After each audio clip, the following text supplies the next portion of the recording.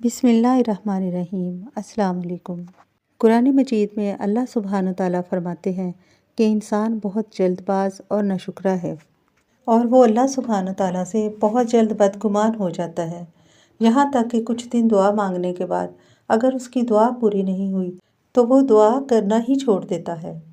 ایسے ہی ایک انسان کا واقعہ میں آپ کے ساتھ شیئر کرتی ہوں۔ ایک شخص بحری جہاز پر سفر کر رہا تھا۔ جہاز پر کافی زیادہ مسافر تھے اور مال و اسباب بھی کافی تھا۔ ابھی آدھا راستہ بھی طے نہیں کیا تھا کہ سمندر میں بہت زیادہ طوفان آ گیا۔ طوفان اتنا بکھرا ہوا تھا کہ اس نے بحری جہاز کو اپنی لپیٹ میں لے لیا۔ جہاز سمندر میں قلع بازیاں کھاتا رہا اور آخر کار ایک چٹان سے ٹکرا گیا۔ جہاز ٹکڑے ٹکڑے ہو کر پانی میں ڈوب گیا اور مسافر بھی پانی میں ہاتھ پاؤں مارنے لگے۔ تمام مسافر پانی میں ڈوب گئے اور اللہ کے حکم سے ایک مسافر زندہ بچ گیا۔ اسے تیرنا آتا تھا۔ وہ اپنے ہاتھ پاؤں چلاتا رہا اور اللہ کے حکم سے ایک جزیرے تک پہنچنے میں کامیاب ہو گیا۔ اس نے خود کو جزیرے پر ریت پر گرا دیا اور اس کی آنکھیں بند ہونا شروع ہو گئیں۔ کافی دیر تک وہ اسی طرح بے ہوشی کے عالم میں پڑا رہا۔ جب اس کی آنکھ کھلی تو رات ہو چکی تھی اور آسمان پر چاند اور ستارے چمک رہے تھے۔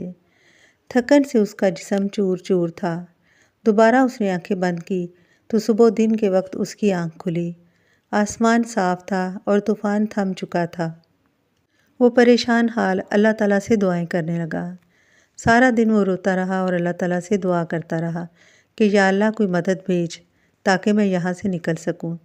اسی طرح اگلی رات ہو گئی اور وہ تھک ہار کر سو گیا۔ 2 دن اور 2 راتیں اس کو دعائیں کرتے ہوئے گزر گئیں، لیکن کوئی مدد اس کے لیے نہ آئی۔ اب اسے یہ اندازہ ہو چکا تھا کہ وہ اپنی تمام عمر اسی جزیرے پر ہی بسر کرے گا۔ بالآخر اس نے کوشش کی اور تیرتا ہوا اس بحری جہاز کے ملبے تک پہنچا۔ کچھ تختے اس کے ہاتھ لگے اور ایک رسی جو کہ جہاز کے سامان سے اسے ملی۔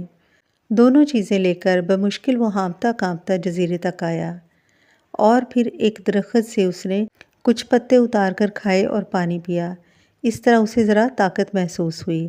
اس نے ان تختوں کو رسی کے ساتھ باندھ کر ایک چھوٹی سی جھونپڑی کی شکل دے دی۔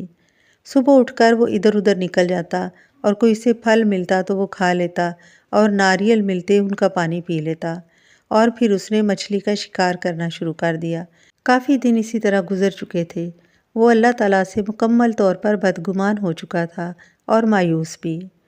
ایک دن اس نے مچھلیوں کا شکار کیا اور اپنی جھونپڑی کے باہر ان کو بھوننے لگا، لیکن اس کے پاس لکڑیاں کم ہو گئیں۔ مچھلیوں کو ادھر ہی چھوڑ کر وہ جنگل کی طرف لکڑیوں کی تلاش میں نکل کھڑا ہوا۔ جب وہ لکڑیاں لے کر واپس آیا تو اس نے دیکھا کہ اس کی جھونپڑی کو آگ لگی ہوئی ہے اور وہ مکمل طور پر جل چکی تھی۔ اب وہ اور زیادہ پریشان اور نعوذ باللہ اللہ تعالیٰ کو کوسنے لگا کہ اللہ تعالیٰ نے کبھی بھی اس کے ساتھ اچھا نہیں کیا۔ ساری رات وہ اسی طرح واویلا کرتا رہا اور اللہ سبحانہ تعالیٰ کی شان میں گستاخیاں کرتا رہا۔ رو رو کر وہ سو گیا اور جیسے ہی صبح اس کی آنکھ کھلی اس نے دیکھا کہ ساحل کے پاس ایک بہت بڑا جہاز جو کہ اس کی طرف آ رہا تھا۔ وہ حیران ہو کر جلدی سے اٹھ کھڑا ہوا اور دیکھا کہ جہاز میں سے کچھ لوگ نکل کر باہر آئے جنہوں نے اسے ساتھ بٹھا لیا۔ اب جہاز منزل کی طرف روانہ ہوا۔ کپتان کے پاس آ کر اس نے پوچھا کہ جناب آپ کو کیسے پتہ چلا کہ میں اس جزیرے پر بے آسرا پڑا ہوا ہوں؟ میں نے تو بہت دعائیں کی تھی اور بہت کوشش کی لیکن میری مدد کو کوئی نہیں آیا تھا۔ کپتان نے کہا کہ ہمارا جہاز کچھ فاصلے پر گزرا لیکن اس نے وہ فائر سگنل دیکھا جو کہ تم نے ہمیں دیا تھا۔ اب وہ آدمی پریشان ہو گیا۔ اس نے سوچا کہ اس نے تو کوئی بھی فائر سگنل ان کو نہیں دیا، لیکن کپتان نے اپنی بات جاری رکھی۔ اس نے کہا کہ تمہارا فائر سگنل ملتے ہی ہم نے جہاز کا رخ اس طرف موڑ دیا۔ اس شخص کا سر ندامت سے جھک گیا، یہاں تک کہ وہ زار زار رونے لگا اور اسی حالت میں وہ سجدے میں چلا گیا۔ اس وقت وہ سوچ رہا تھا کہ میں کتنا ناشکرا ہوں اور میں اللہ تعالیٰ کی طرف سے کتنا بدگمان تھا۔ بے شک ہم انسان اپنی محدود عقل سے سوچتے ہیں، لیکن اللہ کی مصلحت اور اللہ کی طاقت و حکمت بہت وسیع ہے۔ اللہ سبحانہ تعالیٰ ہمارے حال سے بے خبر نہیں ہوتا، اس لیے ہمیں کبھی بھی کسی بھی حال میں اللہ تعالیٰ سے بدگمان نہیں ہونا چاہیے اور نہ یہ سوچنا چاہیے کہ اللہ سبحانہ تعالیٰ ہماری دعائیں نہیں سن رہا۔ اللہ سبحانہ تعالیٰ ہماری دعائیں ضرور سنتا ہے، لیکن کبھی کبھی فیصلے کا وقت یا قبولیت کا وقت ابھی قریب نہیں ہوتا۔ جب انسان کی دعائیں قبول ہوتی ہیں تو اس کے دل میں دو طرح کی نشانیاں ظاہر ہوتی ہیں۔ ایک تو یہ کہ اس کا دل اللہ کی رضا میں راضی ہو جاتا ہے، اور دوسرا یہ کہ اس کو سکون و اطمینان ہو جاتا ہے۔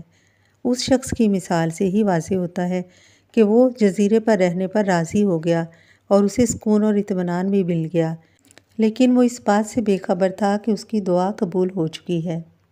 اللہ تعالیٰ ہم سب کے عقیدے کو مضبوط کرے اور اللہ پر توکل اور گمان اچھا رکھنے کی توفیق عطا فرمائے۔ آمین یا رب العالمین۔